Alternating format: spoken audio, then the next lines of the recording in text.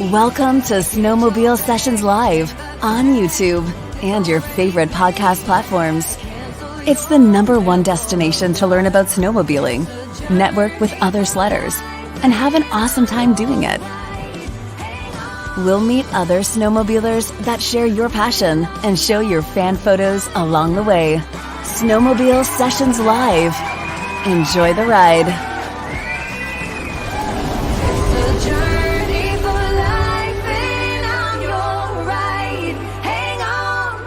This episode of Snowmobile Sessions Live is brought to you by Energy Power Sports. They're Oakville's full-line BRP dealer with sales and service to all BRP models and so much more. Energy Power Sports always has the fun in store with a wide selection of clothing, parts, and accessories for all your power sports passions. Make Energy Power Sports your source for Can-Am off-road, ATV, and side-by-sides.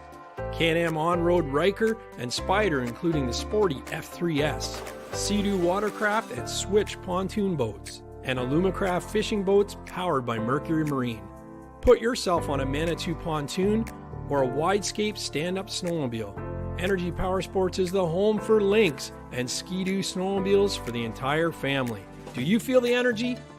Energy Power Sports, 879 Cranberry Court, Oakville, Ontario, or online, energypowersports.ca.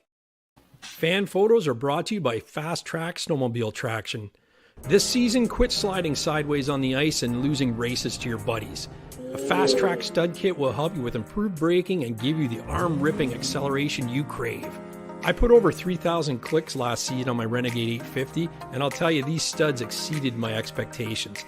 Not one broken stud, my Ida wheels still look like new, and they hooked up like I was on rails in the twisties, inspiring confidence every ride. Fast Track Top Gun kits are the highest rated stud kit at 4.9 stars with over 230 reviews. The studs are heat treated stainless so they are strong and they don't rust. The kit is lighter, easier on the track, and has a lifetime warranty against breaking. Each kit comes with a track specific template for complete balance with over double the scratch lines from stock templates. All listeners when purchasing a stud kit can get a free install kit, a $30 value. Visit fasttrack.co, add both products to the cart, and use the coupon code SNOW at the checkout. That's fasttrac.co. Okay. Hey everybody, we're back. We're here with Ralph McBride from Snowmobile, New Brunswick. How you doing tonight, Ralph? Not too bad. Nice to be here. Thank you for coming on the show. Ran into your crew at the Toronto Snowmobile Show, and we had a great laugh. You weren't in the booth, and they just voluntold you that you had to do my podcast. So, yeah, I bailed on the heavy lifting, but I guess I got to do this task. Well, who we got in the house right now, Drew? Oh, we got Dustin Ingram, Lapoinski, Rob Overholt, Mike Gulitz, the Motorsport Channel. Who else we got? Wisco Sledheads. Corey Brock's in the house as always, moderating, keeping you guys in check. Just Fly Low, Chris Watson. You can read some of the cool comments too. Like Lapoinski said, no problem being late. He's gonna have a soak. He's having a soak in the tub right now, and I responded with, "We're gonna have to do one from the tub one of these days." Renegade X says, "Good evening, fellas." Uncle Buck says, "Good evening, everyone." Chris Watson says, "Hey, Corey and the gang." Outdoor Hobby Guy, "Good evening, boys. Hope you're doing well." Great. Denon Oosterman, the list goes on here. Willem McCleary, Brappers TV says hi. Woohoo! We ran into those guys. Mike Ashby says hi, folks. Right. Oh man, We got a good crowd in here tonight. we got everybody. Awesome. Denon's in the house. He's looking for some sled trip destinations. So he's gonna love this show for sure. I got a sneak peek at the photos Ralph sent in, and it makes me want to be out in New Brunswick riding ASAP. So we had a good time at Energy Power Sports, and John Luke, he mentioned something in the live chat about free mugs, and he may or may not be missing a couple mugs from his cafe at the dealership there. So thank you, John Luke, for hosting that event. It was unbelievable. Ran into lots of people. We're going to show some pictures coming up shortly, and Drew's sporting his new wear here. Can't see. I got the full outfit on. We'll talk about the Energy Power Sports deals that I was able to obtain this weekend. I spent a little too much money at Energy on Saturday, but it's all in the name of fun. Yeah, that's right. And 2 months of riding. Sure. So Ralph, I was going to call up a map of the snowmobile region. I probably will anyway, but tell us a bit about New Brunswick snowmobiling and why it's so popular for people coming from, Ontario or Quebec to ride your way. Well, I think we've got about 8,000 kilometers of trails, and I think we've got a pile of loop trails, so you don't have to go on the same trail twice if you don't want to. I think that's popular for people coming into the province. I know it is in my local area. We can leave I live in Woodstock, New Brunswick. We can leave from here, and I don't have to come back the same way. So, I mean, that's a great thing to do. Oh, for sure. For sure. Just looking at the comments. Energy's like Costco for Ski-Doo guys. LOL. $200 minimum. Yeah, we'll talk about that. Yeah, there's a lot of cool regions in New Brunswick, Christmas Mountains, and you want to talk a bit about, what are the hot spots in that area to ride? Yeah, we've got three signature trail spots in New Brunswick, and how we pick those is because of elevation. They always have snow. Christmas Mountain's one of them. That's kind of the wilderness area of the province. If you want to go ride backcountry and not see any towns and that's the place to go. Heartland, New Brunswick is the start of the historic Highlands. I guess the feature there is the longest covered bridge in the world. You can ride your sled across that if you choose. And the other one is Fundy Highlands. If you want to take your sled down to the Bay of Fundy by the shoreline, you can do that as well while you're out riding. So those are three exciting areas to visit. But in between that, there's lots of local trails and trails around other parts of this province that have special features. Nice. You mentioned about the longest snowmobile bridge in the world. How long is that one? That's 1,284 feet, and it's the longest covered car bridge in the world. Oh, that's really? Cool. That's pretty cool. We love our bridges. Holy. So if it's covered, do you actually push snow into it, or is it? No, they've got a kind of a rubberized matting on that surface, so you can come. So it's not that hard on your carbides or your studs. So you can come onto that and get across the river, St. John River, onto the other side. And a lot of people do that little ride to say they were across the covered bridge. Nice. That's cool. Bill McCleary says, I have to try New Brunswick for snowmobiling. It's on my list. What are your passes like? Like how much is a pass, or do you sell temporary permits and that type of thing?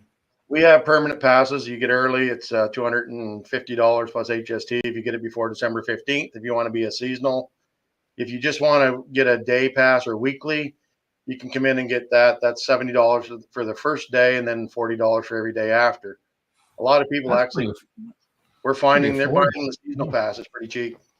Yeah, that's really affordable actually for what it is. And we had our permit, the Ontario permit deadline actually ended on the 31st, on November 1st. Drew, I got to thank you for taking care of our passes this year. Really took the burden off of me for rushing around. I didn't buy the passes. You didn't get passes? The Ontario? No, I didn't buy the Ontario passes. You got till December 15th in New Brunswick. Yeah, we might be riding in New Brunswick this year. Yeah, there we go. Just stop. So from Ontario, how far is New Brunswick? If I used, I guess, Toronto, because I was up to the Toronto show, so we use that as a point to come in where you can drop and ride's about 9 hours. Oh, that's not too bad at all. It's further for me to go to Cochrane than that, right? And we're running, and basically you're running 4-lane highway all the way to Edmundston, New Brunswick. Yeah. And the Motorsport channel says, hint, Drew. Hinting at what? Are you sponsoring me for the sled season as well? Oh, thank you. Good. Yeah. Oh, and Chris Watson missed it. What's the price of a day pass in New Brunswick if you want to go over that again? $70 for a day pass. $70. Yeah, that's a good question. And $40 for everyone. During a normal year, when does your season start? If we had a normal year, I do a lot of grooming. So I've been out different times, December 16th, grooming trails. But January, you can usually, right after Christmas, you can usually get going then on a normal year. Right on. And what does, like, how do you measure your snowpack through the season? Like, what's a typical season of snow like? That varies from region to region. If we're talking Christmas Mountains, they can have 7 to 10 feet. Other areas we might only have 4 to 5 feet. So it all only depends 4 on to how 5 race feet. is steep. Only 4 to 5 feet. You're talking to a bunch of guys who they see an inch of snow on the ground and they're wondering why the trails aren't open yet. Well, these are our signature trails, and that's why they're so special, because they have the elevation, so they get the snow load, right? Awesome. Yeah, we're going to get into some other questions here. Denon says, when's the best or most reliable time to go? Is it mid-January, mid-Feb, the sweet spot? Mid-February is a pretty good time to go. You can also, we do a lot of spring ride. We call spring riding, I guess, starts March 1st. Temperatures come up there in the daytime to +5, +6. You can have a great day riding. Right on.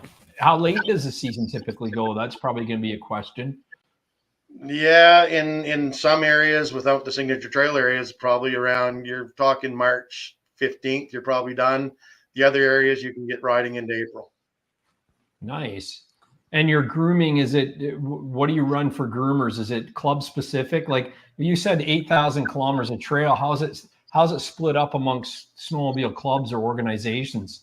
Yeah, we've got 49 clubs in our province, 8 zones. So every club has so many kilometers. Some will have 400 kilometers. Some may only have 50 kilometers, all depending on the size of their area. Some clubs run 3 groomers, some 2, some only run 1. So it all depends on the area. Is it well groomed? And like I mean, you're kind of biased, but is it kind of, when I go to Quebec, I think their groomers are amazing. Like you don't ride without seeing grooming or being on fresh groom. How do you think your grooming stacks up to that? I think we're number 1, if you want the honest truth. I'm an operator. We kind of run a loop, I think, about every 4 days. Some clubs that are really busy are out 24 hours a day, so they hardly shut down in the real high traffic areas. So they do a really good job. Nice. Chris Watson says cheaper than Quebec, and he's only about 5 hours from you. Well, that's pretty awesome. Be worth the adventure. Yeah, for sure.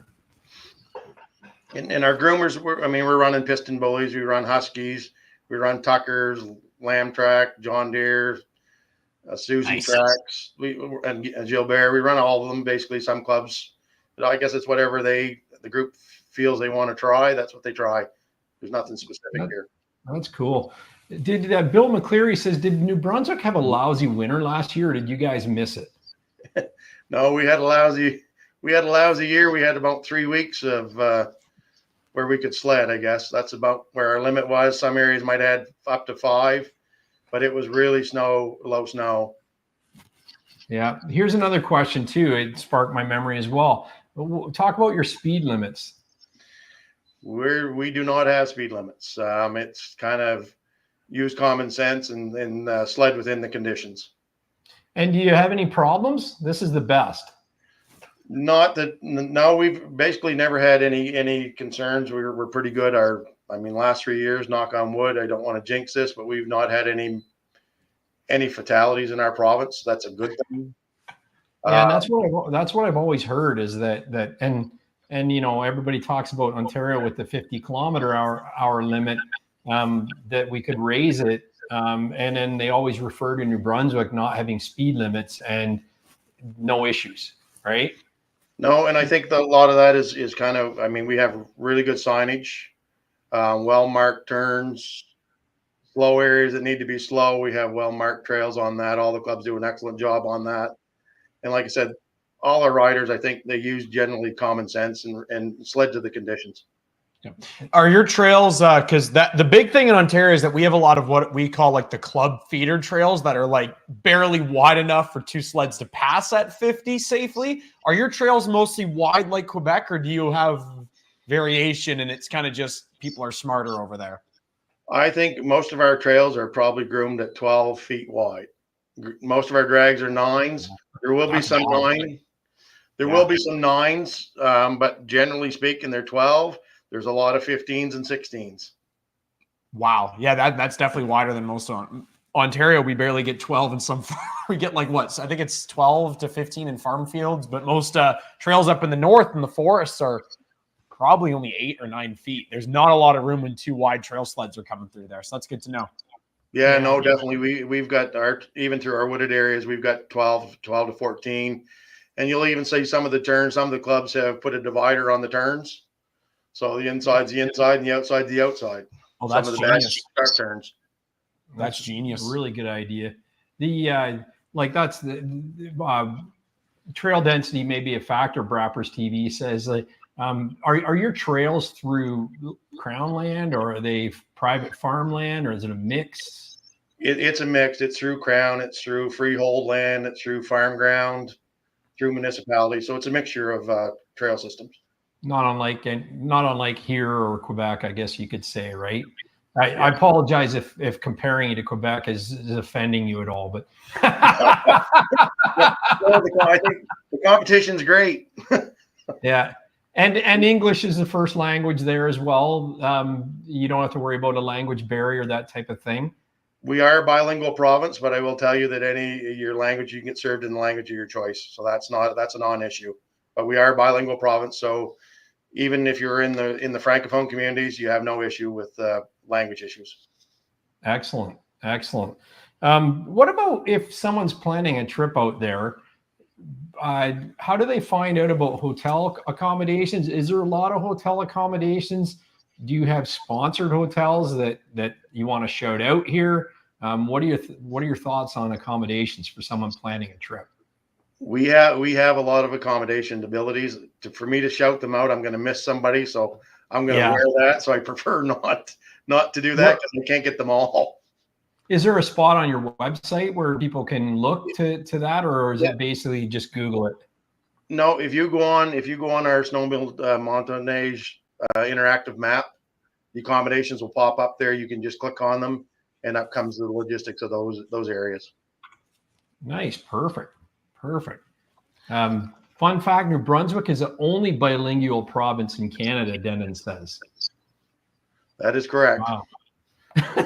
Sled Tube says any massage partners you want to shout out. So enchanté. how is aside from that, how is the access to gas and food and entertainment on the trails? I ride a lot of the trails. If 60 miles, you have no problem within a 60-mile run to get to the fuel station. When I'm talking Christmas Mountain area, because that's wilderness, you have no issue to get from point A to point B for fuel. But like I tell some of the guys I ride with, we don't pass gas stations, right? Some of them seem to want to keep on going. We pull in, always fill up, but fuel should not be a problem. Right on. Well, that's the thing. If you're running faster, you're going to be burning more fuel than anywhere else. And that is an important thing. Someone says about the garages, the heated garages for your sleds. I did see pictures of that. Some fans sent in a couple of years ago. Is that everywhere, or is that just certain spots where you'll find that? You will only find that coming in Edmundston, and I will mention this is our executive sponsor, exclusive sponsorship for Snowmobile New Brunswick, which is Grey Rock. They have a hotel, casino, and all places. Tim Hortons, coffee shop, Starbucks. They have it all in that one area. They do have heated garages, which are a nice thing. After a long day's riding, you pull your sled in, shut them off. You get up in the morning, go back out. Snow is all melted off them. They're dry and ready to go. Oh, that's beautiful. Yeah. See, my fans are pretty smart with this stuff, right? They know. If anyone has any questions you want to ask, by all means, fire them off in the chat. And sometimes I think people just come into the chat just to make sure that we know what we're talking about. So they just want that one time that we miss something, so you can just tear us apart. Yeah. Mike Ashby says New Brunswick calls SUVs Jeeps. Is that true? Well, maybe some people do, but Jeeps are Jeeps, I guess. Anybody that's got back road vehicles, maybe that's what they call them, as Jeeps. Maybe. That almost sounds like Newfoundlandese. Yeah. So, is there tours you can do? Rob Overholt says. I believe yes, there are tours at some of the areas. Some of the hotels do provide tours. That I'm not 100% sure of which areas those are, but there are tour guides around the areas that will take you to specific sites if you're not familiar with the area. Yeah. But if you're using our interactive map, it's GPS. Even if you don't have cell service, you can still find yourself on it. I can tell you that our trail manager, Kyle Good, has done an excellent job on that. You should not, I'm not going to say you won't, but you should not be able to find your way to a main road or a spot you need to be if you get turned around. Is your map, your interactive map, an app like kind of like Ontario and Quebec is, or is it off of your website or accommodation? No, it's an app. You can buy the app if you buy what it tells you is grooming conditions, that you can actually see what trails we have, the green, yellow, red trail system like everybody else. Our mapping system, you can actually see if the groomers are out there if you buy the program.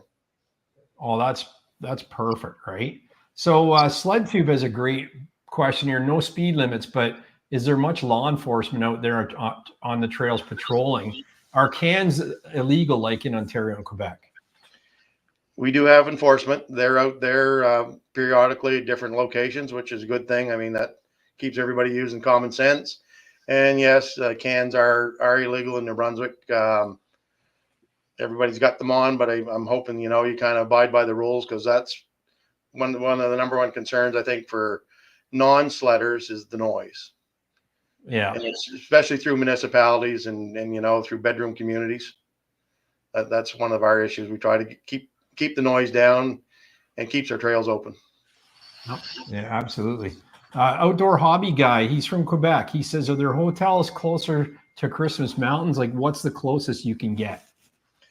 There's a number of cabins in that area you can stay at, and lodges. They're not hotels, they're cabins, and like I said, it's a remote area, so it's basically cabins and lodges.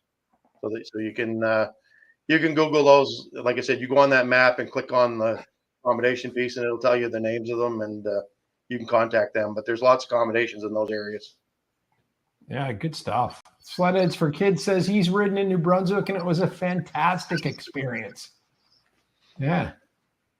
Denon says that it's almost as close to the FCMQ, the trail maps, but he said the gas and lodging don't seem marked as well, kind of like Ontario, but they do have grooming history, which is mint.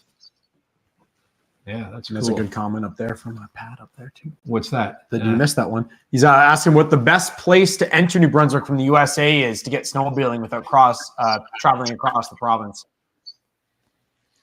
The best play, there's I don't know how many crossings we've got. I know there's one in my hometown. It's a pretty simple cross. You just pull into the U.S. Customs. If you're coming from U.S., you go over to Canada, swing back onto the divide line, come up it, swing to the woods, and you're on our trail system. I know there's some in the Edmundston area. I think there's 6 to 7 crossings that you can make from the U.S. and into New Brunswick.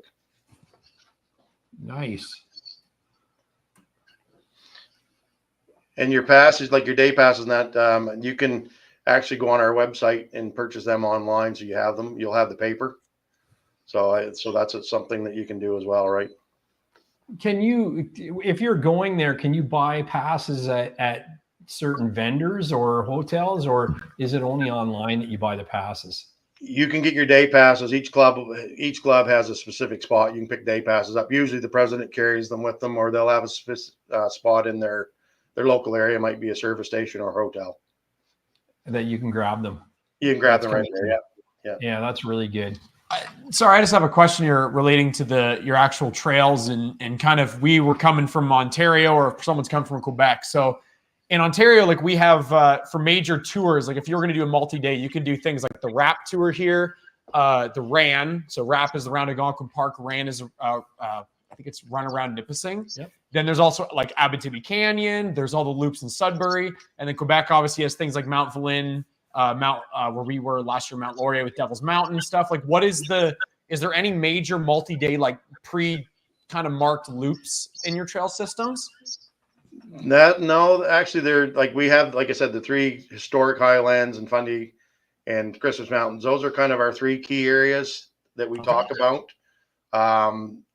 There's areas over in the Bathurst and the Pisquit area that do a lot of riding, and people leave from those areas. We don't have those blocked out like that. I've seen I kind of run in the peninsula. If you want to do a 3-day, they've got it named, and if you want to do a 5-day, we really don't do that here. Maybe that's something that it's a good point. Maybe something for us to look into for future, for people coming in, so they understand what if they're signing up for. That's a good point. Because that's, Ontario doesn't do their signing very well compared to Quebec, and sounds similar to New Brunswick. Our signage is pretty bad, but one thing they're actually good on is any club that has like a loop or a multi-day tour, it's all like there's signs everywhere, and you can just follow the signs, which is kind of cool. Even down where we are, we have one called 5 Alive, which I believe is a 600-kilometer loop that's meant to be done in a couple days. Like every single kind of district decided to kind of make a major loop. So I just was curious to know. No, we don't do that. I think what you can do is with our interactive map is you can go on our interactive, hit point A where you're going to leave from. Let's say you're leaving from Edmundston, and then you can span that out all the way around and get your mileage and your travel and your points, and then you can save that to your system. So it'll mark that. And is New Brunswick trails, do you know if they're on things like BRP Go and Ride Command? They are on. Yes, I think we're actually running Garmin now because of CAT's coming up. Oh yeah. Keep forgetting about that one. Yep. So yes, they are on the ability on those as well. Sweet. Perfect. Does New Brunswick have designated off-trail riding areas? That we do not. A lot of people head to Christmas Mountains for that purpose. Other people head to, we call it, there's an area, Moose Valley, which is a high elevation area, which has some backwoods road riding. So you can find those areas in those spaces there. Yeah, perfect. Now, Pat was the person that asked about getting there from the U.S. Is that off the I-95 entrance? The one coming into Woodstock would be yes. The others would be up Route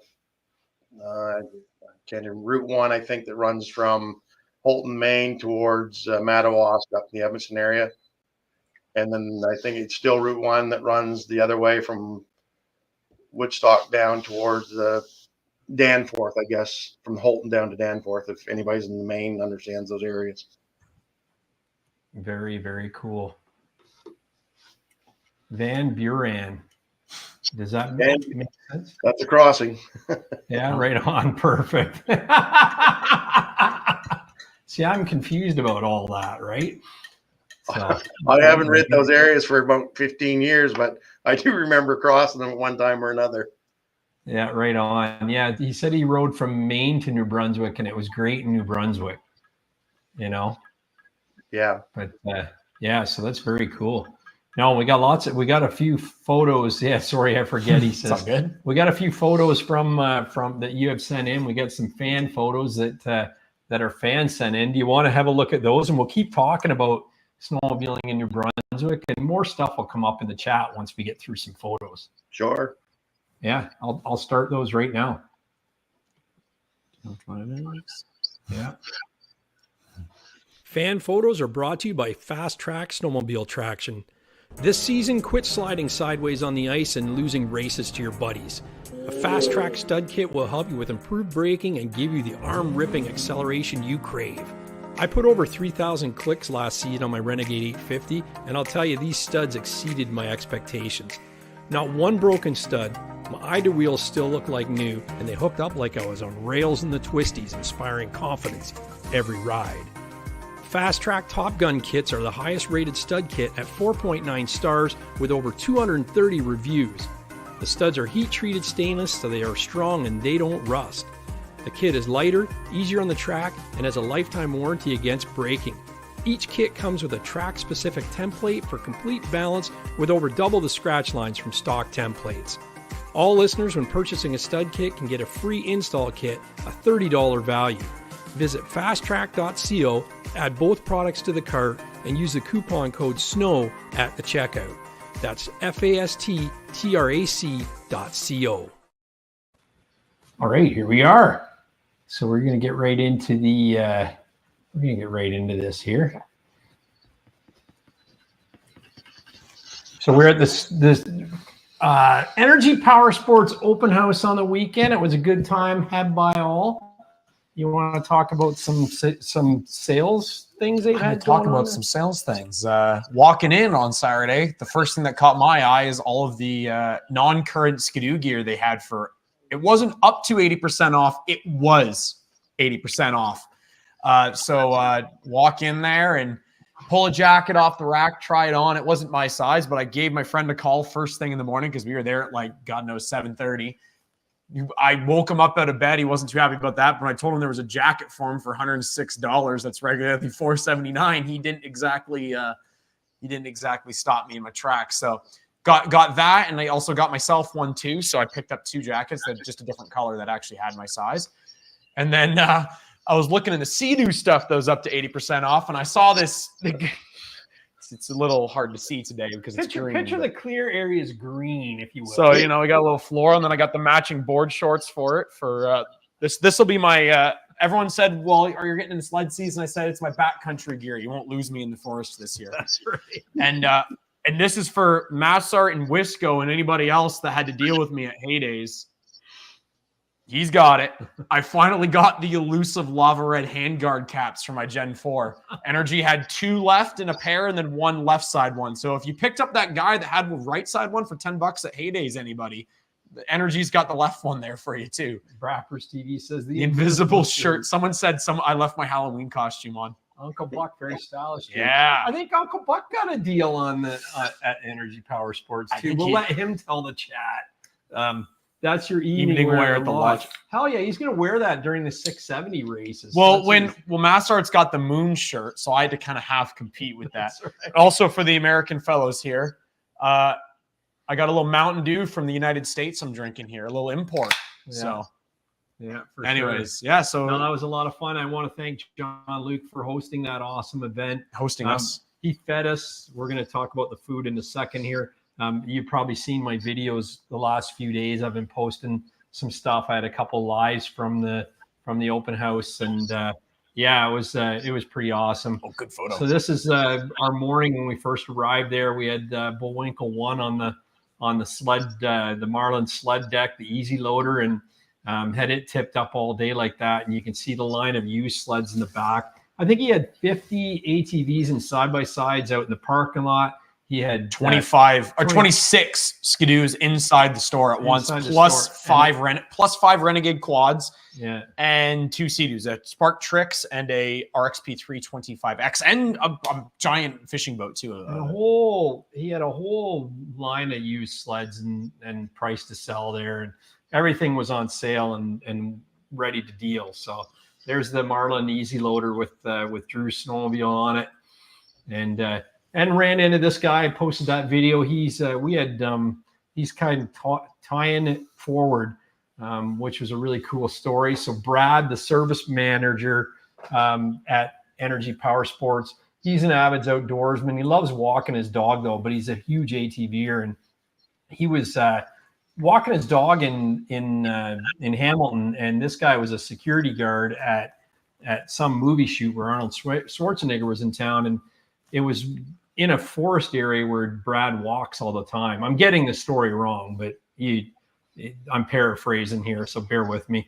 Anyway, Brad tries to go through, and this guy stops him and says, like, you can't go in there. And Brad talked him into letting him walk through and with his dog, and seeing that the guy was making these dog leashes and collars and out of paracord. And Brad says, guys make ATV hooks out of these things and they make a killing on them.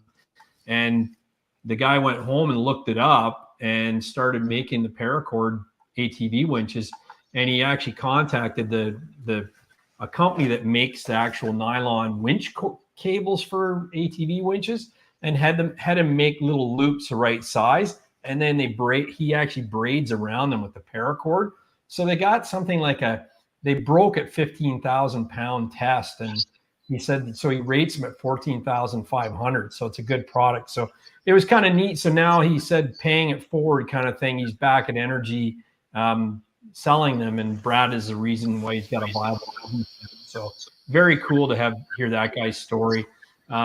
G-Max was there with a bunch of gear that they sell, some helmets. They had the new Camso Arrowhead track, which was kind of neat to see. That's a pre-studded new track, which looks really cool. And it's beyond it's pre-studded, but it uses like a real, it's not like an ice ripper where it just like, it looks like you have like a 8-inch or a little bit more, 2/8, I don't know how short. But anyways, it's like having an actual stud.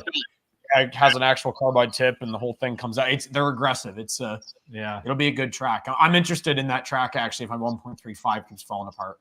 Yeah. It'll be neat to see how it goes. It's a brand new track. I don't think anyone's headed on for a season yet, so it'll be interesting to see how that goes. But the Easy Loader LaPointe, says, is awesome. It is very awesome. We love it. The name of that track is an Arrowhead or Arrowhead 1.3, Arrowhead 130 or something. They have I think it's 1.25 inches with, and it's got like a traditional stud. It's very cool. It's gnarly. I mean, it's not going to ever be as good as running fast track studs, but it's. I would do it in combo. Yeah, I would definitely combo. Sure. But actually, one more thing. Sorry about that track. Since LeadTube's asking about it, it's and anybody else, it's like it's a traditional lug, but they have it kind of in the shape of a paddle, so you get all the benefits of having a paddle without having the downside, which is the lugs ripping and tearing because they're so thin. It's a paddle shape, but it's super thick, so it'll be really aggressive. Yeah, it's actually a 2-ply track. Where the ice rippers are only single ply, so it should perform well. I'm looking forward to hearing more about that. I'd love to get Camso on the show too. So if you're watching this, Camso, get your butt on here, and we'll learn more about everything. So Lydia's food truck was awesome. John Luke treated all the customers to a feast, and everything for spadooch, lamb, beef. They had these potato things here, the spiral potatoes on a skewer. Those are amazing. And they had like red velvet cheesecake and tiramisu. The list goes on and on. Swedish rice balls, you name it. You know? And it's what he means by John Luke treated us. He seriously means treated us. I did not hand these people a dime. Except the tips, So Spaduk was awesome, Uncle Buck said, and the food trucks rule. Yeah, Spaduk sold them on some stuff. For sure. The Kibble project was really cool. That's by a couple professional figure skaters. They volunteer their time to basically take dog items, mostly food, and that's destined to be thrown out. So a box broken or food that's expiring soon, they can't sell to customers. So they take it by the truckload, and then they donate it to shelters and things like that. So it's pretty sweet. And I got to do a bucket list thing. My daughter's a figure skater, and one of the figure skating moves is called shoot the duck, where you go down on one foot and you stick the other foot out like a gun. And I got to shoot the duck with the legend Elvis Stoico. So it's professional figure skater. And as Pete Moniz says from Redneck's Dirty Hands, he's a gearhead. He races dune buggies and race cars all over the world. And such a great guy. Like it was awesome to meet and hang out with Elvis and Gladys for quite a while. Actually, we spent some time with them. So that video is on my channel as well, where I talked to Gladys about the project. But I think it's a really good project, and John Luke's fully behind it as well. So, and here's Brappers TV. Beauties. They got some oil for when they come on the Lodge Sessions ride with us, boys. So email me at fanphoto.mudbrats.com for more info. You want to. Oh, yeah, for sure. But these boys we ran into in Quebec and Val d'Or, they were the one Val-d'Or video when we're doing the poker run. They come flying through and they have 360 cameras and GoPros going, and the next day we were getting tagged in their video. So it was kind of cool to see our crew from the other side kind of thing. So yeah. Brappers TV says, talking to the guys about it. We have a crew. Right on. That's right. It's going to be a good one. Pat says he can't wait for the friggin' election to be over. Hold on. Yeah, that's all people are talking to. Exactly. I have to hear about it all day. Here we go. Mike Ashby says Stoico runs Ultimax. Yeah. Stoico's got a nice side-by-side, so he's in there. So Brappers TV, I'm glad to call you guys my new friends. We had a laugh on the weekend, and looking forward to doing some riding with you boys. I think you're going to like our crew as well. We're just as crazy. I think so anyway. Yes, Bill McCleary. He got some free MUDBRATS stickers when he was at the show. So, yeah, it was good seeing Bill again, and he's in the chat tonight as well. So here he is sporting his MUDBRATS sticker, and he got a couple of snowmobile sessions and some shield savers to put his permit on and everything. So it was all for free. We don't charge cool. Here.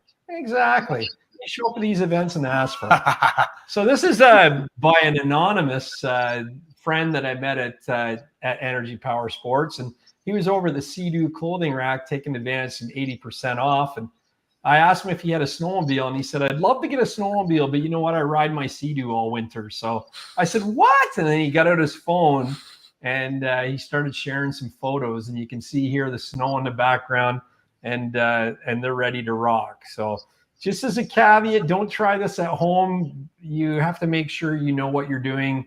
Running with some Riva racing parts on that thing. Exactly. There you go. Now the Spark, I don't know if you'd want to be riding one of those in the winter. Those are notoriously seedy you get wet on. So, man, this guy's hard on parts. He said so. I love it. He knows how to throw it down on the Sea-Doo. That's a pretty big boat that he's got in the air like that, vertical. But that's an RXP 300 3-seater. Holy! I really enjoyed talking with this guy and had a blast. And he sent us a lot of pictures, and the people, the Massart and Wisco and Corey, all the Sea-Doers in our chat here today would love this stuff, right? So yeah, he rides them hard, he said. So it's thanks for sending those in, and it's neat to see what other people are doing in the off season.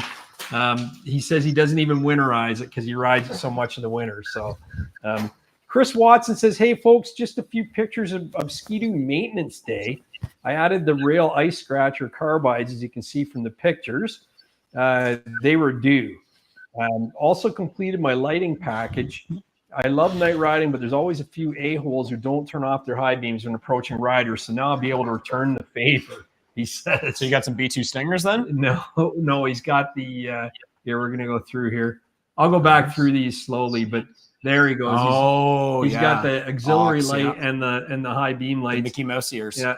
And he said, Drew mentioned you be in Quebec. When do you plan on riding? I'd love to meet up and say hello. That's from Chris Watson, LaCroix Snow Chasers. Yeah, we'll let you know, Chris, when we come up your way, and definitely try and get you on the trails with us. But love seeing people maintaining their sleds. This is not unlike what Corey does with his machines. Yeah, and you can see those carbides got lots of life left in them. What do you know? If you want to sell those, I'm looking for an extra set, right? Run those on the outside of the ski. Actually, I've done better than that. I took my the 1 year when I took the I took the bite harder sharpener up north to I'm going to sharpen my carbides this weekend, and took the bite harder sharpener up to the cottage, and we rode one night, and it wasn't steering worth anything. And the next day I flipped the sled up to sharpen the carbides, and there was only the studs left. The studs and a little flap that was holding the stud in the ski. The rest of the carbide was gone on the one side. So yeah, it's getting like the one on the left in this photo, like that, but snapped. It was gone. Off. It was just we literally took two nuts and then just a stud fell out. Yeah. It was crazy. I've never seen that happen before, ever since or before. Yeah. And Chris Watson's correct. You can put the signal lights on a Gen 4. We've got a video showing that from last year, and you do need that extra wiring. It's called the retrofit harness Yeah, it's called the Gen 4 retrofit harness. It'd really be nice if when you bought them that they told you, but I guess that they don't know what machine you're getting. So we had to make a quick run up to Energy to grab one of those, and yeah, we got that. That was a longer install process than it should have been for those. Yeah, but that's that's how it always like, goes. we learned. Yeah. Yeah. Well, Pinch had that at Lodge. Oh, yeah, he Sessions in did. 20 Yeah, he did. On his Yamaha Sidewinder.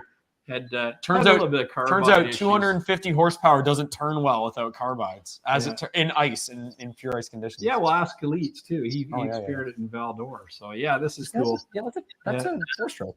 Yeah. Nice. So there we go. There's the 4-stroke they were getting to. Yeah. So. No, that was a 4-stroke though in that first shot because it has it's 3-cylinder. Nice garage. I love that shop. Got the snowshoes in the background and everything. Massart 850, he's actually in Utah right now, and he says snow. He's in Utah this week for work. He flew over the mountains and found some white gold. Before I left, I got a new snowmobiler trailer, and he made the jump to aluminum stealth trailer. That's beautiful. Oh, it says Chris Watson, but that's Massart's photo right there. But that'll haul some sleds up to Canada this February, Massart. Good job. And then Mike Ashby sent me in some pictures. This is a new shop pig. And he's got the Ultimax belt on it now, so it's going to dangle. And there's the booth set up he had at the Toronto International Snowmobile Show.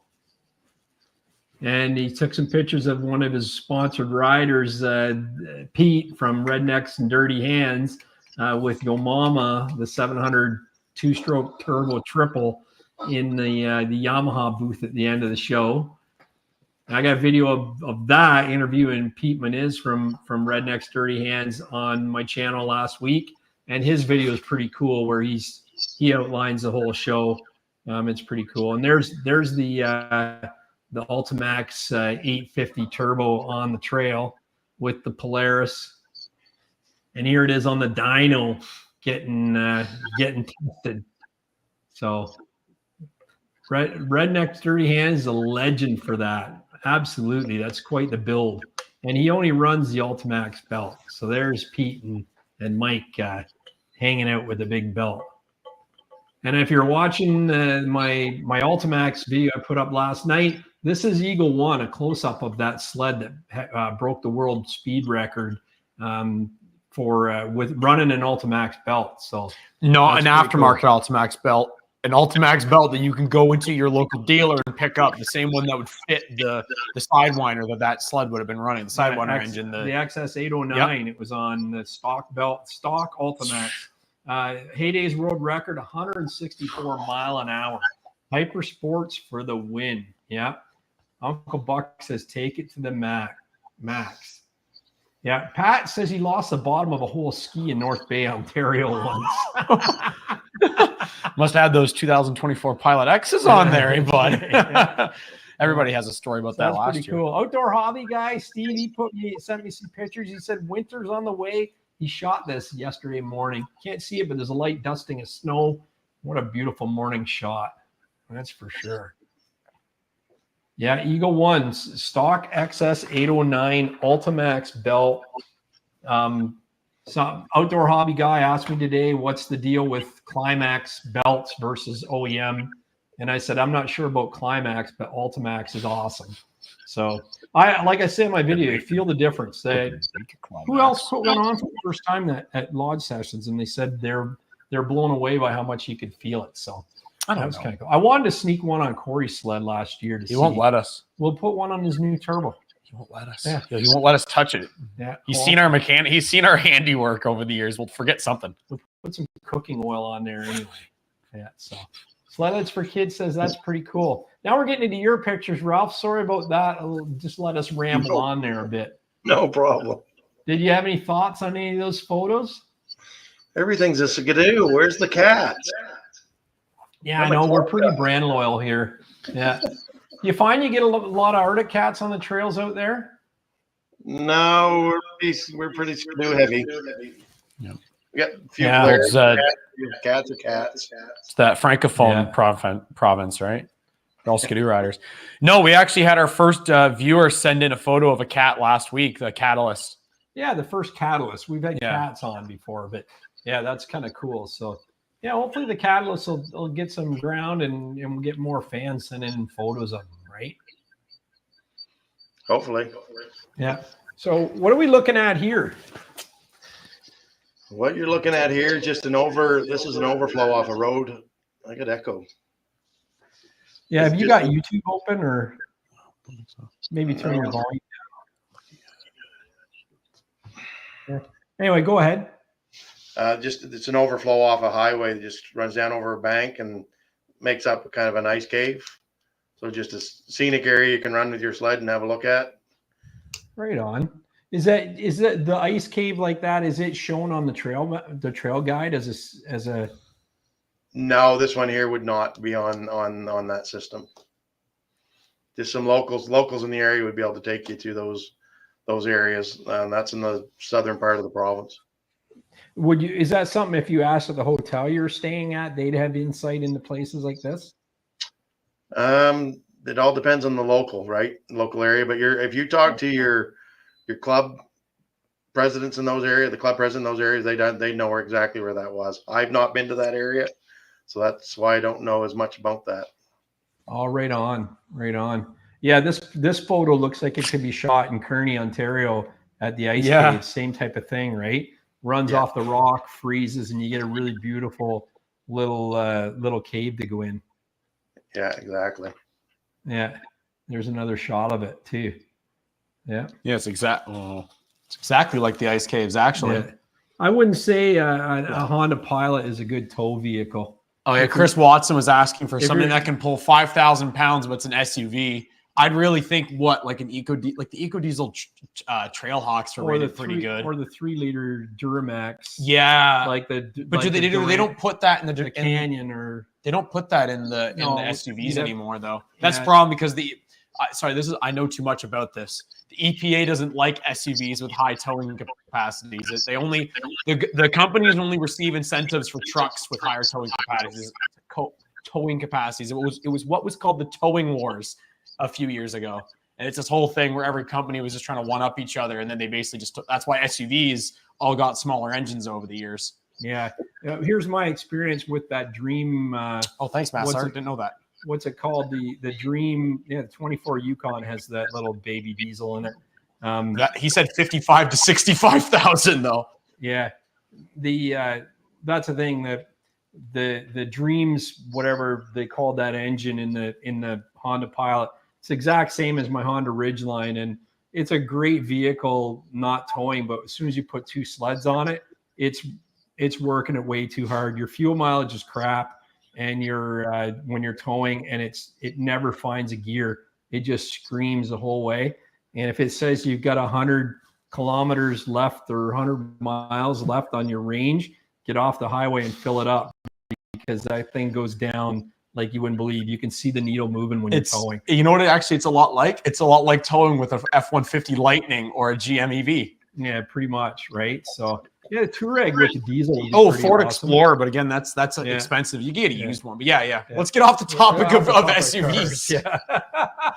I just seen that there's some when cats. Someone says a Honda Pilot for towing snowmobiles, though. No, don't do that to your poor Honda Pilot. I'm sure it will do it, but if you're going any distance, you're gonna be killing it. Here we go. The Eco Diesel is available in the Jeep Cherokee. If you're buying used, if you're buying used, you can do that. The issue comes towing capacity, not necessarily what engines are allowed in SUVs. Yeah, but 5,000 pounds is nothing. Yes, that 5,000 tow pounds 9,500 pounds, I'm sure. So anyway, back to the regular program show. It's all right, Chris. This one here is one of the. This one here is we call Atkinson Tower. It's up in the Moose Valley area. You can see quite a distance. So we were just up there one day and parked a bunch of sleds and took some photos. Right on. Now, are lookouts like this listed on your map? Yes, they are. Yeah. Yeah. Right on. Perfect. So yeah, the Ralph's overwhelmed by you two.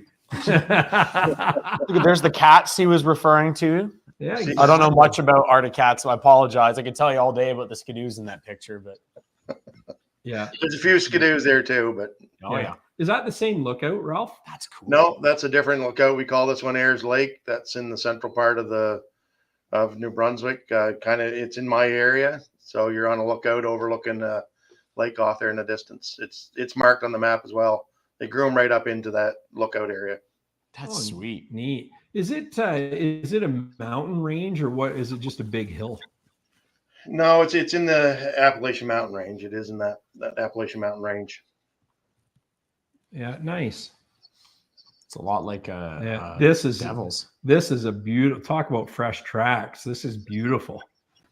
So when you're wondering about the width of our trails, well, this here one's is almost too wide. So you're almost talking 18 feet.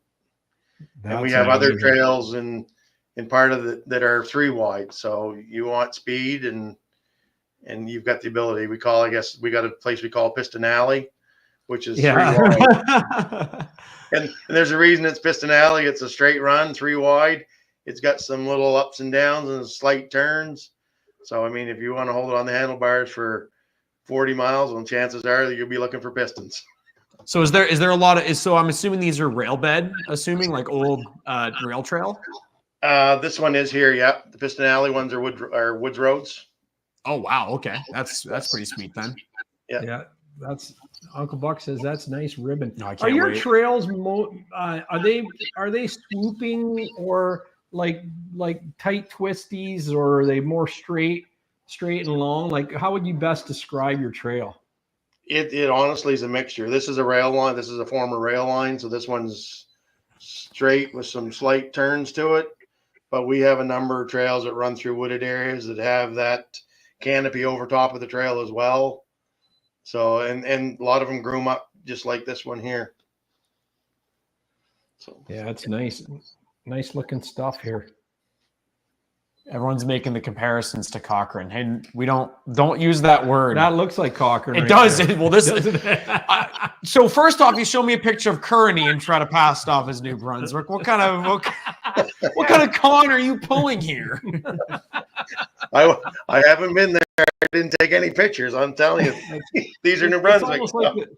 It's almost like the Mars rover stuff, you know, that in the moon landing. Is there a coffee cup and a green screen over there? Yeah. Give me a little tinfoil hat on here.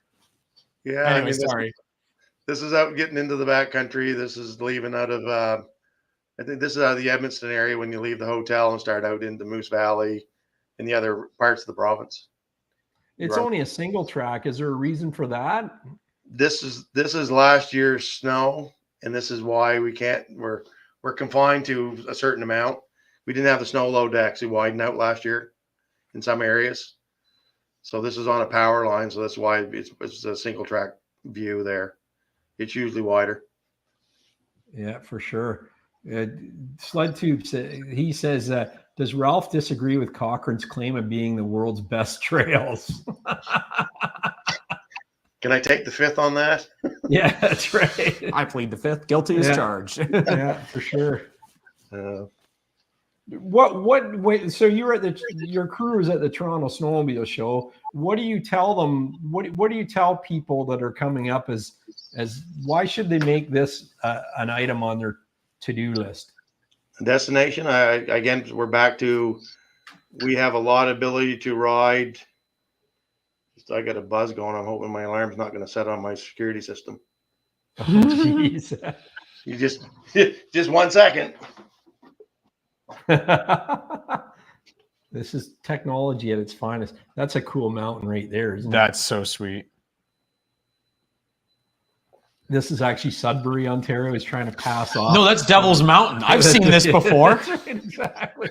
No, sorry about that. No, it's all good.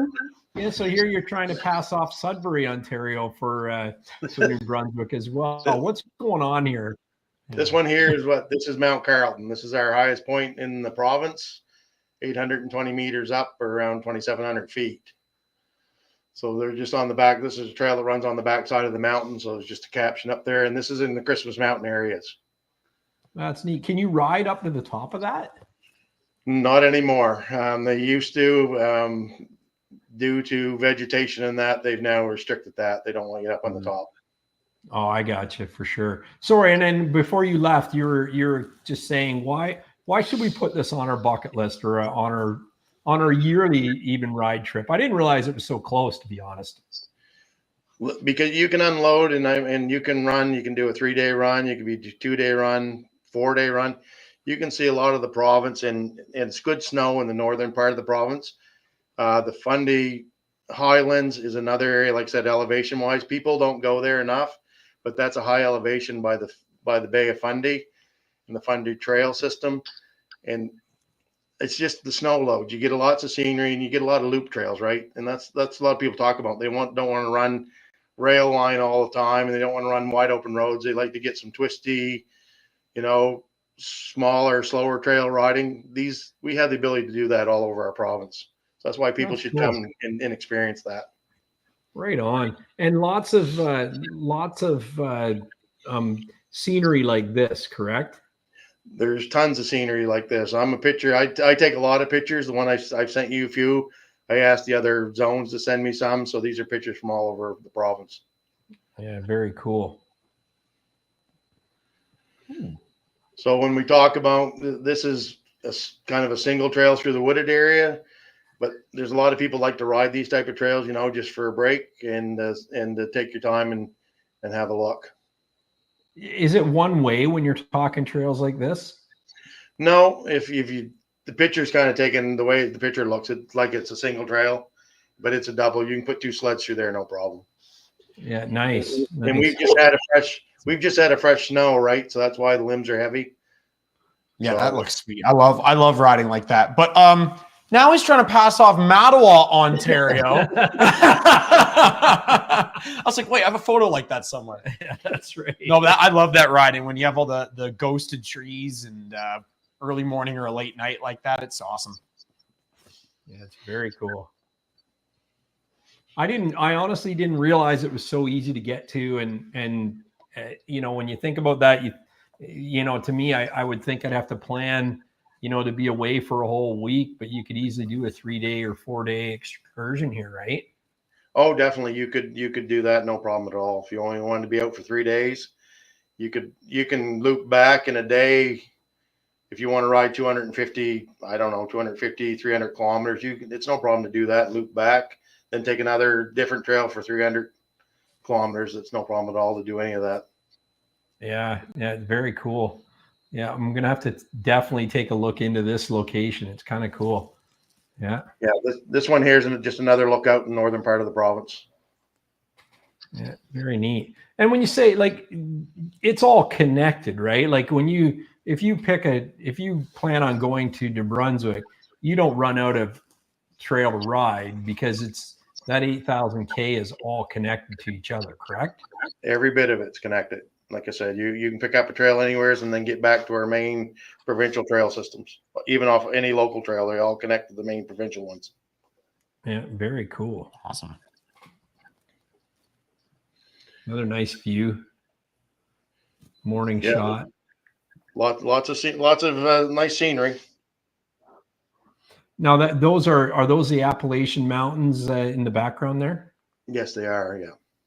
Yeah, very cool. Sled Tubes is all connected, unlike Ontario this year. Hey, whoa. Even with low snow, we stayed connected. Even though we didn't have the snow, we could still connect. Yeah.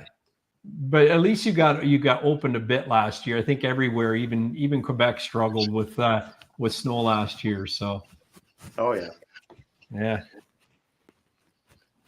Heard the Carbide companies made a killer last season, and the Hyfax companies. Is that the same mountain? Ooh, that's cool. No, that one we had a name for that. We've had to change it. It's an indigenous name I cannot pronounce, and I don't want to butcher the name, but it's in the Campbellton area. It's a nice lookout. So we've renamed it to the proper indigenous name away from it. It was a derogatory name that used to be on it. So we don't use that anymore. So you can look at our map system and it should pop up as to the indigenous name that it's named now. Oh, okay. Can you spell it? You'd ask me that. and I don't have it in front of me. Just a sec. That's sweet. If I go looking, Is there a history behind that hill, like as far as like a legend or what's the word I'm looking for, Drew? No, I understand. I couldn't answer you. That's not from my area. That's just an invite one of those. Vision Quest. Well, I'm being serious. I don't. No, I'm. Oh, you're because like you're talking like all the stuff in fable Mattawa has all the fables. Like I was just telling someone in the chat about Devil's Canyon. That's all a fable of for sure of indigenous tribes up there, like that whole area. What's the Mattawa Explorers Tour or something like that? Yeah, probably. Oh, there we go. It's a good photo.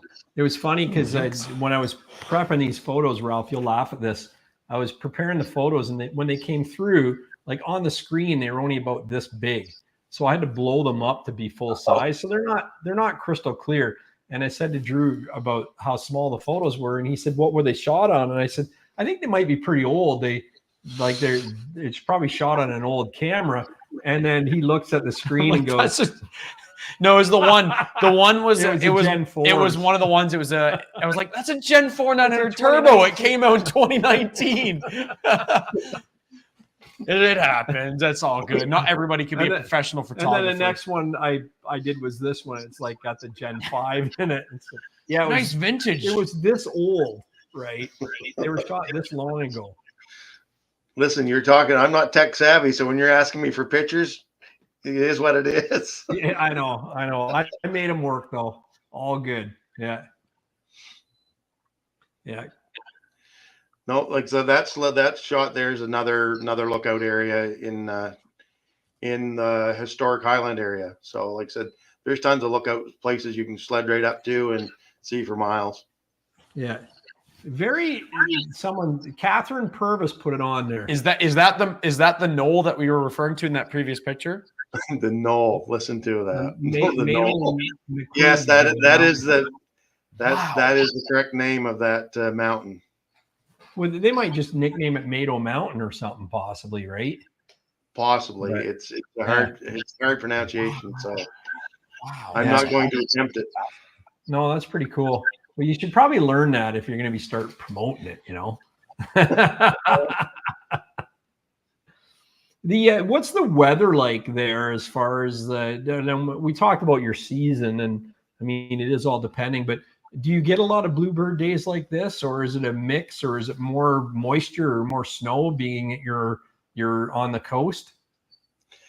No, it's a lot of days are like this. Like I said, it ends up being, it all depends. You can have weeks there where you can have the minus 25 days that you're out riding, but generally it's around minus 10, minus 15, which I think are great riding days. It's not really too cold. Once we get into March, as I said, we get into the +2s, +3s, sometimes up +7, late March, but generally it's like this. Yeah, nice. Well, it's good to point out because you don't have to worry about running into too bad of weather, right? No, exactly. This trail looks amazing. So like I said, this is one of our trails through a bunch of hardwoods, and there's about, I think, 12 feet. That's on a groomer and a quarter, I guess, maybe. Yeah, sweet. That looks good. Look at the snowpack. Now, when was this shot? Do you know? This one was actually 2022-23 season. So this has been in the spring of 23. Nice. Lots of snow on the side of the trail there. Yeah, well. exactly. Yeah. Piston Alley is 100 miles an hour plus. Sled Ed for Kids says. Yeah. That's a good moody shot. Yeah, night riding, just out for a night ride, and it was a clear night, so took a shot of that in the woods. Do you find a lot of people go out at night there, or is it? I know some areas I've ridden that, you know, we love night riding. We find ourselves always locally around here out at night, but whenever we go anywhere, it seems you're home by 6 and everyone's tucked away. Christmas Mountain area is definitely your home by 6 out of the mountain area. It's secluded, so when you're out there, you're out there. Other areas such as the historic Highland, Fundy Highlands, and the Moose Valley area, and over in the Bathurst area, you can ride night riding, no problem at all, because there are others on the trail, right? So you're not out in the secluded area. That's good. What kind of temps do you have there? Like, do you get like the minus 40 blistery cold, or is it fairly, In February, our cold time is really the end of January, February, and we can get those minus 30 days, minus 35. They've last couple of years, they've only lasted, 4 or 5 days. I've seen them last. We were riding in the Christmas Mountain area one year. It was minus 35 for the whole 4 days we were there. So it was blistering cold, but we had to ride. Yeah, for sure. I think we talked about this, but SledTube says, how many groomers does New Brunswick have in their fleet? How many clubs, districts, etc.? If you want to go back into that. Yeah, we've got 49 clubs, 8 zones or districts. Number of groomers off the top of my head, I could not. We got 49, some are 2.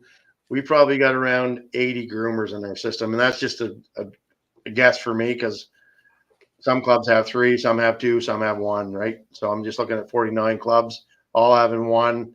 So if I add the others up, we're probably around the 75, 80. Yeah, this is kind of an interesting question. It sparks my mind going. Pat says, is the snow there salty from the ocean? Like, is your snow ocean effect, and how is it different from, say, snow that you'd come across in Ontario or Quebec or Maine? That's you know what, I've never looked at it that way. I really don't think it grooms up any different. It will be kind of a grainy sometimes, depending on that weather pattern that comes in. So it's mealy. It doesn't pack.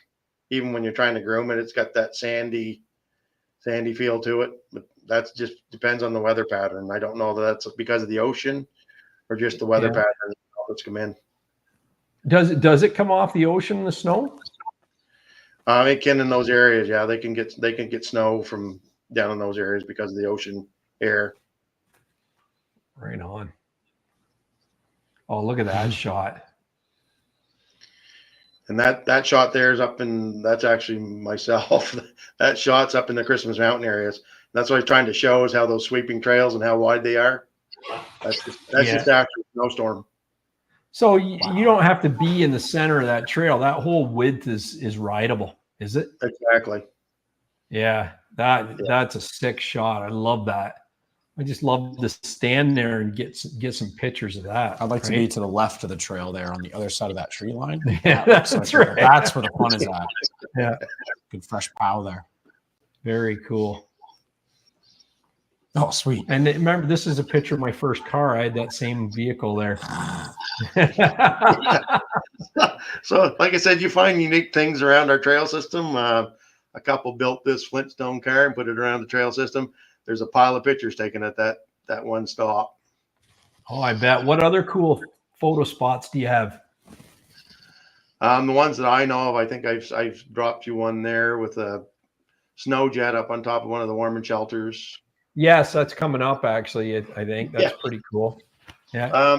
Sled 519 says, I'm late to the conversation, but is there much off-trail riding to be had in New Brunswick, or is it all groomed trail riding?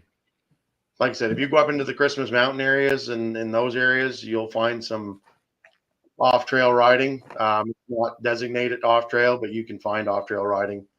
There's a number of woods roads that lead off of those trails I'm talking about that are unplowed and have 4 or 5 feet of snow on them. So if you want to go off-road riding, have at it. Nice. Yeah, Corey says he said a bit around the Christmas Mountains. That's true. Outdoor hobby guy, I heard the warm-up shacks are everywhere and awesome in New Brunswick. Yeah, we have a pile of shelters. Everybody's kind of upgraded over the years. They're more, I don't know if they're a shelter. They're more like a camp along the trail. Lots of wood, a wood stove, nice pile of wood, and that's where a lot of people will, I guess, flock to for night riding, sit around, socialize, and then head for home. The trails, are they remote like this, or do you run in through towns and alongside towns and places like that? No, most of our trails are like this. you Right start on. That's awesome. you start in the towns, and then once you head out into the backcountry, this is what it looks like. Oh, It's a lot like where we were. So, is it no cell service, no GPS? You're pretty much very much dead if you break down, sort of thing. Because No, that's how you're- this is how it looked in northern Quebec where we were the one day. And I said to him a few times, I said, if you broke down in here in the middle of the night and you were just two guys or one guy, like you might actually be dead. No, I mean, in New Brunswick, I don't know about the other places, but if you get out like that, your 911 system still works for an emergency, right? It does here in our province. So Yeah, right. I got you. these places here, we're starting to mark our cell spots on our map. So you'll see that starting to happen, that there are cell spots on higher elevations that you may be able to get. So where those are, we're going to start mapping them out for people. Yeah. And our so road- to sit around socializing mean drinking beer. No, Look, outdoor hobby guys. I'm going to say that that's not true, because you can go a lot of these warming huts and you'll find a lot of families there, and there's a lot of barbecues and meals cooked at these warming huts. So it's not the socializing and drinking. I can't say it doesn't happen, but that's not true that happens there all the time, right? Oh yeah, for sure. And I take great offense to this comment, actually. Yeah. All day, every day, bud.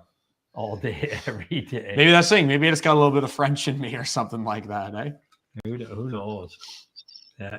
There's a bus warming shelter. Cool. Solar panels on the roof, all kinds of stuff like that. Propane tank. Looks like there's a garbage can. I don't see any empties laying around. So this one has to be in either Quebec or New Brunswick. He's not pulling a leg on us this time. This one here is in North. It's not been desecrated yet. Very cool. This is in the Baker Lake area, and you see the building in behind. That's actually the washroom facility, and that actually has a wood stove in it and a nice sit down area and a washroom. Nice. And so there's always a fire on in that facility. So awesome. Did the clubs actually take care of that? They go out in the morning and light it? There's an individual, the man that owns the property, he owns the bus and he looks after it, the property owner. And he's generally there at that bus for conversation. Want to have a chat? I mean, that bus is like a full kitchen. Really? Yeah. That's pretty wicked. I've been there where he's had guests come from the States, and they brought scallops and mussels and everything else, packed them in, and they cooked them there on the bus with him and socialized, and away they've gone again. So it's a pretty unique spot. Very cool. I thought this shot was neat. It's a tunnel of lights, and like we have drive-through Christmas light displays, and you can drive your car through this, but how cool will it be to run your sled through this? And this is coming back into the Grey Rock Casino Hotel area. And this is just above the warming garages that you talked about earlier. So this is this is how you enter back into the trail system or leave the trail system, is through this arch. Oh, that's pretty cool. What a great photo spot too. Exactly.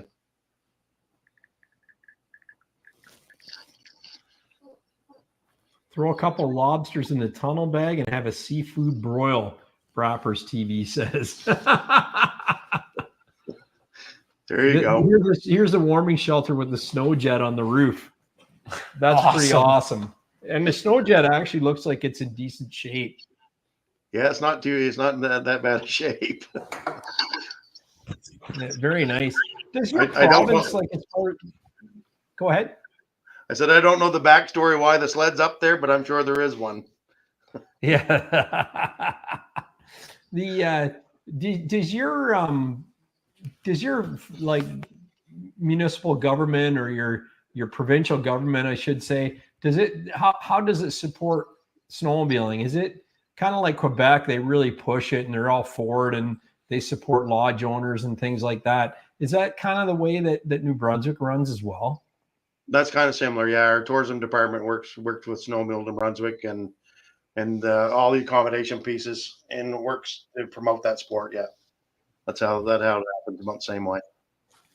Very cool. Whereabouts is this clubhouse if someone's looking for it? This clubhouse last year was in the historic Highland area. I don't know if they've left it in the same spot or if they've moved it to a different location, but it's in the historic Highland area, which was cool. where So It's a common thing for these to move around. yeah, they're all on skids because sometimes they have to move them. Some landowners want them moved off their property. Like these could be on private property where a trail goes through. So if they want to move, we'll load them and the clubs will move them on to the next spot where they get out and okay to put them. Wow, that's very cool. Like as far as your riding goes, is a lot of lake crossings, or are there lake crossings, or is it mostly inland? Mostly inland. You have a few river crossings that you have to deal with, and a few lake crossings in every area, but majority of them are inland crossings. One of the, I guess, big things that's going to happen hopefully next year is in the Miramichi area. You've had to cross a river, which is kind of dicey in the best of times. They've now recommissioned an old bridge to make that the crossing. They built a new one. They were going to tear the old one down, but through some work with Quad New Brunswick and Snowmobile New Brunswick, the government decided to keep that and recommission it for trail use, which is a great thing because it crosses a river that doesn't freeze that well. That's pretty neat. I wish you had sent me pictures of that snowmobile bridge. We should try and look it up and see if we can find it. But the they're Heartland, longest covered bridge in Heartland. Yeah, I can flip you off one of those. I'll get you one of those pictures. Yeah, Drew's actually going to Google it right now and see if he can find it. But this is a neat little gorge here. Whereabouts is this one? This one is in the historic Highlands. It's called Chimney Rock. So in this rock cut, however it happened, you'll see that one piece way down near the end. It looks like a chimney. So that's why they call it Chimney. Oh, yeah. Rock. Yeah. Very cool.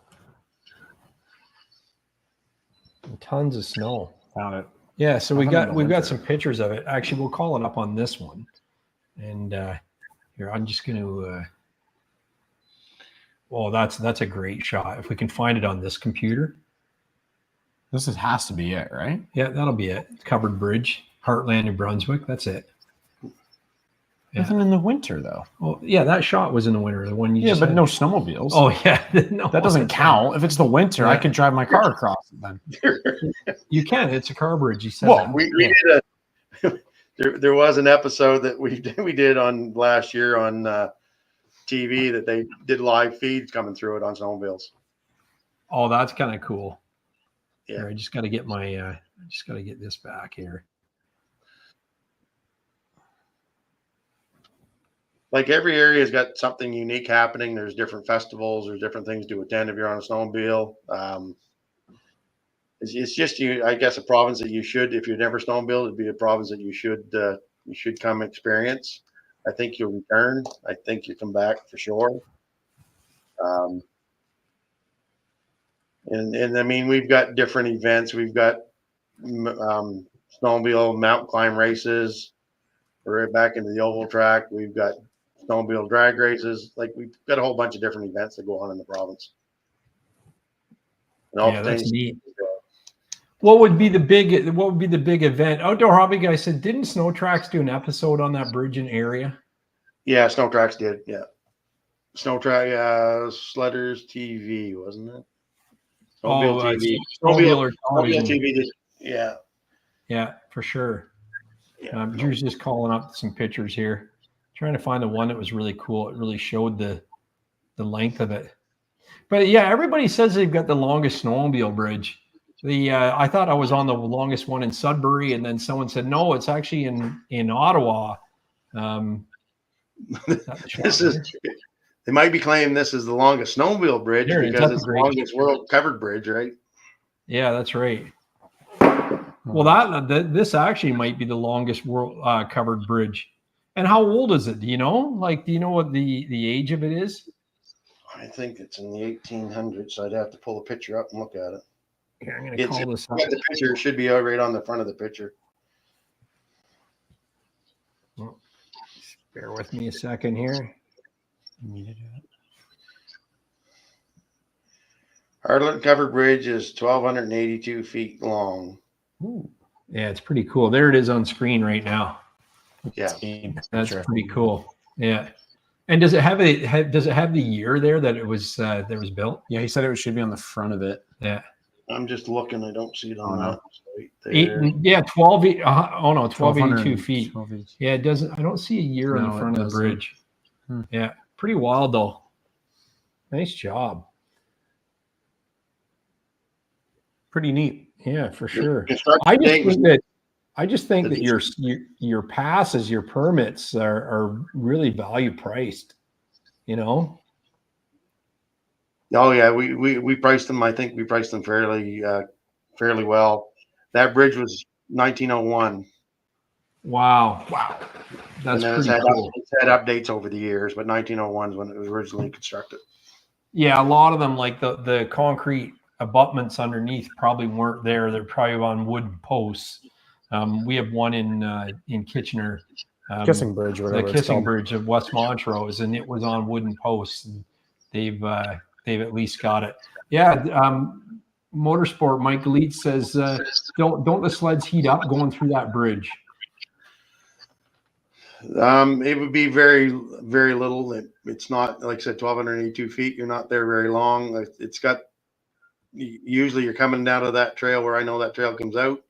Most sledders will run off and load that bed and then start across. So you don't run out of snow until you're maybe 3/4 way across that bridge. And then Yeah, you're don't right forget on. there's no speed limit, so you can get across 1,200 feet pretty fast. Yeah, we don't recommend 70 miles an hour, but yeah, you can.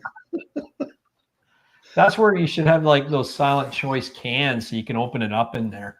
Oh, yeah. I'm sure there's been a few that's done that. I'm pretty sure. Oh, that's pretty cool. Lepoinski says, is there service to get you off trail if you break down? Listen, the unique thing about New Brunswick, if you run into an issue, you make a phone call to a club or club president or something, somebody will come get you. That's just, I've known guys that have gone out and picked people off the trail, brought them back to a dealer and helped them get there. So it's just a matter of, if you got a contact, or if you make a contact with a store, stop at a store, somebody knows somebody. Yeah. Is it kind of like Newfoundland hospitality, where it's you'll get invited in their kitchen and invited to stay for the whole week? Yeah, you could. That doesn't surprise me, no, at all. Yeah. Sled Tube asked, does a trail pass come with insurance like Quebec? No, you have to insure your own snowmobile. Yeah, and that's like Ontario too. The Quebec thing's kind of odd when you travel there, because you can get your insurance back, but it's just another step, right? Who wants to deal with that? Yeah. So any other questions that we're missing here? I like that comment Mike left. What's that? Because it's 1,200 feet. So he said Eagle One will do it in 4 seconds. Because they run 1,000 feet at 8 so he knows the time. Yeah, that's right. 202.29 miles an hour. We should do that. The fastest cross. We can make that claim. The fastest crossing. Sure, the locals will love that. I don't think he's got the runoff space to do that though. No, that's right. Well, if the parachute gets tangled in the rafters, that's on the rider, not on I think that'll stop it quicker if bridge. it does. I think that'd be the most ideal situation, actually. Yeah. I'm just going through to see if we've missed any comments here. But no, it's been a great conversation today. And how do people learn more about your trail system? What is the website address? Snowmobile-Brunswick.com. We'll bring you right to us. Snowmobile-Brunswick.com. Yeah. Drew's just going to pop it up on the screen. And do you have Facebook or Instagram or any other social channels, or is it just the website? No, we have a Facebook page too, and it's under snowmobile.com or Snowmobile Brunswick. Yeah, just like that. You even spelt it right, Drew. Good job. I'm so proud of you. 700 feet long and 90 feet high Manicouagan Bridge in Quebec. I don't know. He's saying that's longer, but it's not. It's 1,200 feet longer. Typical Quebec. I've got a bigger one. That's right. It's like an American. My truck's got a bigger one. Yeah. No, very cool. Very cool. Well, I appreciate your time today, and thank you for spending the night with us. Thank you for sending in all those pictures. Anything else you want to say to the fans in parting? No, I think it's been a great chat. I'm glad we got to show off our province, and at the Toronto show, we did have a lot of people show interest that they didn't realize it's just 9 hours from Toronto to where you can drop your sled, and you can sled for 3 days, 5 days, 2 weeks. It's entirely up to you. And I hope to see people come here. And if you're ever this way, you look us up and we'll come find you and go sledding with you. It's amazing. It's less than a drive to Heydays. That's amazing. Yeah, that's right. Anything's closer. Great show. Looks like a great place to ride, Corey says. SledTube says, thanks for chatting with us. For sure. Thanks, Ralph, Mike Ashby says. Chris Watson's added it to his list already. I have too. This is kind of cool. Honestly, it blows me away how close it is to Toronto. I think that's pretty awesome. I can see myself there. Is Piston Alley calling you, Corey? Uncle Buck wants to know. And about 105, those belts seem to disintegrate. So not Ultimax. Not if you're running Ultimax. It'll go all day at 105. Eagle 1 is going to do a one solid hit, and chassis is going to twist apart before the belt fails. Yeah.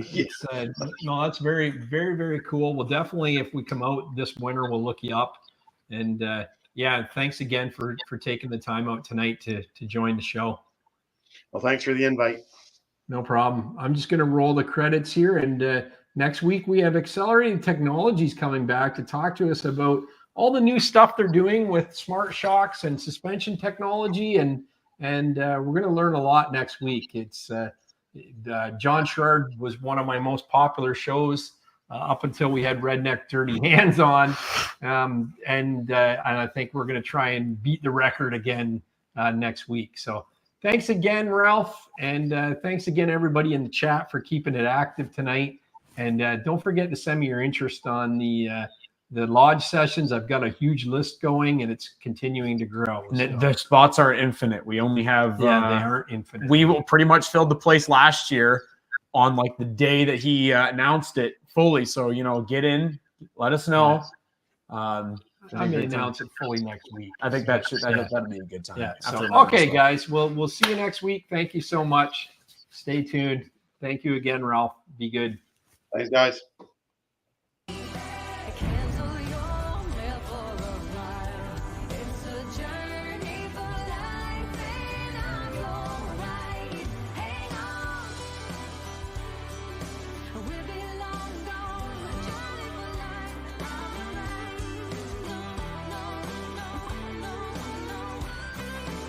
It's a journey.